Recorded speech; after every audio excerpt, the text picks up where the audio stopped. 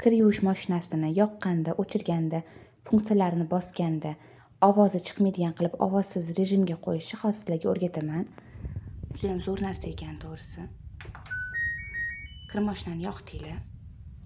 Mana bu ekranida temperatura bilan отложенная стирка bor. O'sha ikkalasini birdaniga 1, 2, 3.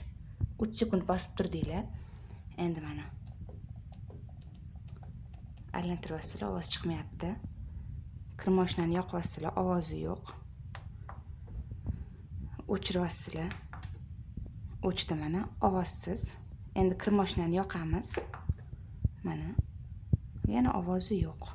Endi ovozni qaytarish uchun yana xuddi shunaqa temperatura bilan отложенная стиркani birdaniga 3 sekund bosib turamiz. 1, 2, 3. Tit qilib o'zi yondi. Mana ovozi qaytdi. Foydali bo'ldi degan umiddaman.